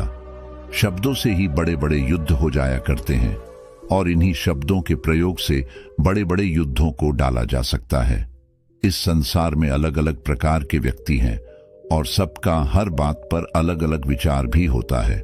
आपने अपने जीवन में कई ऐसे व्यक्तियों से मुलाकात की होगी जिनकी बातों से आप एक बार में ही इंप्रेस हो जाते हैं, जो इतनी चालाकी से बात करते हैं कि कोई समझ भी नहीं पाता है और वह अपना मतलब निकाल लेते हैं। क्या आपने कभी उनके बोलने के तरीके और शब्दों पर ध्यान दिया है?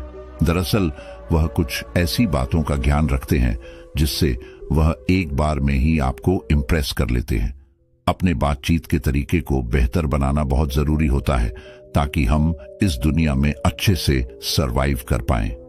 क्योंकि कई बार बातचीत का अच्छा तरीका पता नहीं होने के कारण हमें नुकसान उठाना पड़ता है, जबकि सामने वाला व्यक्ति बिना किसी ठोस शक्ति के भी अपने बातचीत के तरीकों से बड़े बड़े काम निकलवा लेते हैं और सही तरीका पता न होने के कारण हम पीछे रह जाते हैं। आइए आपको बौद्ध सन्यासी और एक युवक की कहानी के माध्यम से बताते हैं कि बातचीत करने का सही तरीका क्या होता है और किस प्रकार से आप अपनी बातों से दूसरों को सहमत कर सकते हैं। कहानी शुरू करने से पहले चैनल को सब्सक्राइब कर लीजिए और बेल आइकन भी दबा दीजिए। दोस्तों, गौतम बुद्ध की शिक्षा हर किसी के जीवन को नई दिशा दे सकती है। अगर आप भी इसे मानते हैं तो कमेंट्स में नमो बुद्धाय लिखना मत भूलिए। एक समय की बात है, घने जंगल के किनारे पर एक गांव था। उसे गांव में एक व्यक्ति रहा करता था। वह व्यक्ति दिल का बहुत अच्छा था, सभी की मदद करता था, किंतु उसके साथ एक समस्या थी कि वह ठीक प्रकार से बात नहीं कर पाता था। उसकी आवाज में कोई समस्या नहीं थी, लेकिन उसे बातचीत के तरीकों का बिल्कुल ज्ञान नहीं था। क्या बात करनी है, किस अंदाज में बात करनी है, सामने वाले व्यक्ति को वह किस प्रकार से अपनी बात मनवा सकता है, यह सब तरीके उसे बिल्कुल भी नहीं आते थे। एक बार उसे गांव पर बड़ी मुसीबत आ गई। गांव में एक अलग तरह की बीमारी फैल चुकी थी जिसने सभी को अपनी चपेट में ले लिया था। गांव वालों के पास अब राजा से मदद मांगने के अलावा और कोई रास्ता नहीं था। किंतु इन हालातों में राजा के पास जाएगा कौन? बहुत सोच विचार कर सबने निर्णय लिया कि उस युवक को राजा के पास भेजा जाए। दरअसल गांव वालों का यह मत था कि इसे बातचीत करना तो आता नहीं है, राजा को इसे देखकर दया आएगी और वह गांव वालों के लिए अधिक से अधिक धन की व्यवस्था करेंगे। शुरू में वह युवक बहुत अधिक डर रहा था, लेकिन आखिरकार गांव वालों ने उसे राजा के पास जाने के लिए मना लिया। वह युवक राजा के पास पहुंच चुका था, किंतु जैसे ही वह राज्य में पहुंचा उसे इतना अधिक डर लगा कि राजा को यह बताने के स्थान पर कि गांव में बीमारी फैली है और गांव वालों को धन की आवश्यकता है, उसने राजा से यह कह दिया कि गांव वालों को जमीन की आवश्यकता नहीं है, आप उन्हें धन देकर जमीन ले सकते हैं। राजा को यह सुनकर बड़ी प्रसन्नता हुई। तुरंत ही उन्होंने अपने ढेर सारे सैनिक गांव में भेज दिए और सभी को थोड़ा थोड़ा धन देकर गांव खाली करवाने का आदेश दे दिया।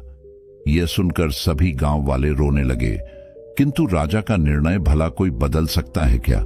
जब वह युवक गांव में वापस पहुंचा तो उसने देखा कि वहां पर सैनिक पहले ही कब्जा कर चुके हैं। सभी गांव वालों ने उस युवक को खूब खरी खोटी सुनाई और रोते रोते अपना गांव छोड़कर चले गए। युवक को यह सब कुछ देखकर बहुत बुरा लगा। वह अपने आप को दोषी महसूस कर रहा था। यदि आज उसके पास बातचीत करने का अच्छा तरीका होता तो शायद गांव वालों के साथ इतना बुरा नहीं होता। यह वह युवक मन ही मन बहुत अधिक परेशान हो चुका था। परेशान मन के साथ हुआ जंगल की ओर चल पड़ा था। वह जंगल में काफी दूर तक आ चुका था और उसे पता भी नहीं लग रहा था। तभी उसने देखा कि एक बौद्ध सन्यासी बहुत ही आत्मविश्वास के साथ पेड़ों से बातचीत कर रहे हैं। उसने मन ही मन सोचा कि यहां मैं इंसानों से ठीक प्रकार से बात नहीं कर पा रहा हूं और यह बौद्ध सन्यासी पेड़ों से इस प्रकार की धारा प्रवाह बात कर रहा है। वह युवक वहीं पर रुक गया और छुपकर बौद्ध सन्यासी को देखने लगा। जब बौद्ध सन्यासी ने पेड़ों से अपनी बातचीत समाप्त कर ली, तब वह युवक की ओर मुड़े। युवक उन्हें देखकर घबरा गया और जाने लगा। तभी बौद्ध सन्यासी ने उसे आवाज देते हुए रोक लिया और उससे उसकी घबराहट का कारण पूछने लगे। तब उसे युवक ने बताया कि उसे ठीक प्रकार से बातचीत करना नहीं आता है, इसीलिए अब वह किसी से बात नहीं करेगा। उसकी इस कमजोरी के कारण पूरा गांव दंड भोग रहा है, सभी को अपना घर छोड़ना पड़ा है। बौद्ध सन्यासी ने मुस्कुराते हुए कहा कि तुम कमजोर हो यह तुम्हें पता चल गया, लेकिन इसे ठीक करने के स्थान पर बातचीत को हमेशा के लिए बंद कर लेना ठीक नहीं है, क्योंकि यह कमजोरी बार बार तुम्हारे सामने आएगी और बार बार घटनाएं होंगी। इस युवक को बौद्ध सन्यासी पर विश्वास हो गया कि यह अवश्य ही ज्ञानी मालूम पड़ते हैं और इनके पास मेरी समस्या का समाधान है। युवक ने बौद्ध सन्यासी से पूछा कि आप तो पेड़ों से भी इतनी धारा प्रवाह बात करते हैं, कृपया करके मेरी मदद कीजिए और मुझे बताइए कि मैं किस प्रकार से आत्मविश्वास के साथ धारा प्रवाह बातचीत कर सकता हूं। बौद्ध सन्यासी और युवक दोनों वहीं पर पेड़ की छाया में बैठ गए।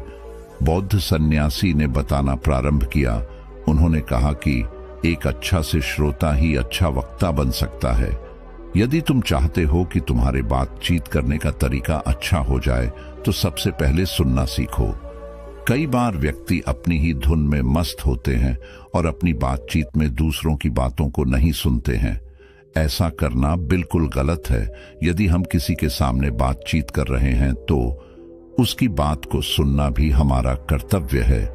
यदि हम सामने वाले को अपनी बात पूरी करने देते हैं, तभी जाकर वह हमें आत्मविश्वासी मानकर हमारी बात पर ध्यान देते हैं और इस प्रकार से एक अच्छा संचार होता है।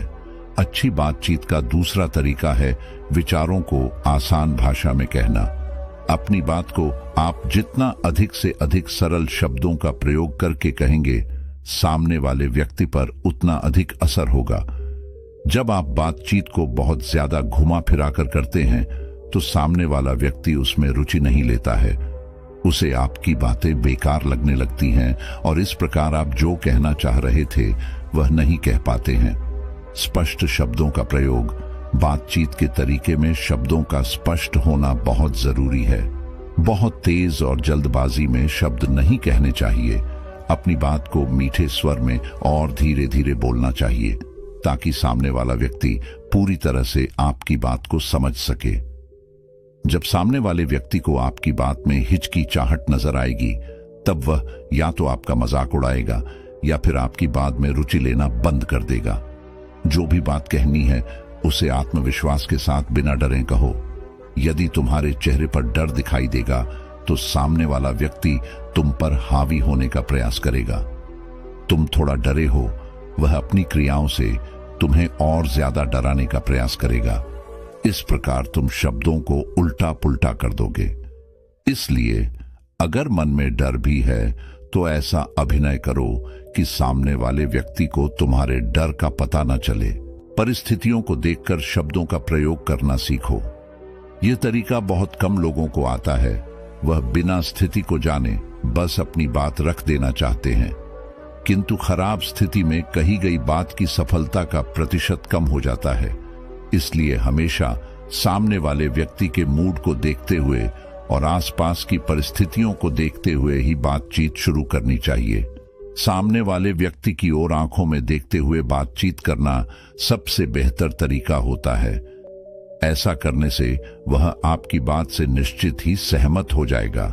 यदि आप बातचीत के समय इधर उधर देखते हैं या फिर नीचे की ओर देखते हैं, तब सामने वाला व्यक्ति आपकी बात तो पर विश्वास नहीं करता है और समझ जाता है कि या तो आप झूठ बोल रहे होंगे या आपकी बातों में किसी प्रकार का कोई वजन नहीं है। वह आपकी बातों से अपना ध्यान हटा लेता है और इस प्रकार उसे अपनी बातों से सहमत करना मुश्किल हो जाता है। कभी भी अपनी बात शुरू करने से पहले सामने वाले व्यक्ति को कुछ ऐसे शब्द कहें जिससे कि उसे प्रसन्नता हो, उसे आपका अच्छा संपर्क कनेक्शन होना आवश्यक है। तभी जाकर वह आपकी बातों से सहमत हो सकेगा। यदि उसे जरा सा भी महसूस हुआ कि आप उसके साथ रूखा व्यवहार कर रहे हैं, तब वह आपकी बातों पर ध्यान नहीं देगा। इसलिए अगर किसी से अपनी बात मनवानी है तो उसके बारे में 2-4 अच्छे शब्द का देने में कोई बुराई नहीं है। ना कहना आना चाहिए। कई व्यक्ति ऐसे होते हैं जो हर परिस्थिति में हाँ हाँ कहते हुए जाते हैं। उन्हें लगता है कि एक अच्छा व्यक्ति बनने के लिए सभी को हाँ कहना आवश्यक है, किंतु ऐसा बिल्कुल नहीं होना चाहिए। आपको ना कहना आना चाहिए। हर परिस्थिति में सबसे पहले अपने आप को रखना चाहिए। अपनी सीमाओं से बाहर जाकर किसी के लिए कुछ करना सही नहीं होता है। जब तक आपका व्यक्तिगत नुकसान नहीं है तब तक मदद करना ठीक है, किंतु व्यक्तिगत नुकसान उठाते हुए किसी को हाँ कर देना सही नहीं होता। न कहना भी एक मजबूती का प्रदर्शन माना जाता है। इसका प्रयोग अवश्य करें। जहां जरूरत हो वहीं पर बोले। कई व्यक्ति ऐसे होते हैं जो दूसरों के मामले में भी बिना मतलब के बोलते रहते हैं। ऐसा करने से वह अपनी वैल्यू ही घटाते हैं। कभी भी ऐसे मामलों में नहीं बोलना चाहिए जिसका सीधा संबंध आपसे ना हो। यदि आपको उसे मामले में बोलने के लिए आमंत्रित किया जा रहा है तो दोनों पक्षों की बातों को ध्यान में रखकर ही बोले। ऐसे शब्दों का प्रयोग बिल्कुल न करें जो दूसरे व्यक्ति को दुख दें। दूसरों के मामलों में कम ही बोलना चाहिए। इस प्रकार बौद्ध सन्यासी ने उस युवक को बातचीत करने के सबसे अच्छे तरीके बताए। उस युवक ने बौद्ध सन्यासी को धन्यवाद दिया और कहा कि अब वह इन तरीकों का प्रयोग जीवन भर करेगा। साथ ही उससे जो गलती हुई है वह राजा के सामने जाकर इसे ठीक करने का पूरा प्रयास करेगा। धन्यवाद दोस्तों। उम्मीद करते हैं कि आपको यह वीडियो पसंद आई होगी। इस वीडियो को लाइक जरूर करें और इसे अपने परिवार और दोस्तों के साथ शेयर करें।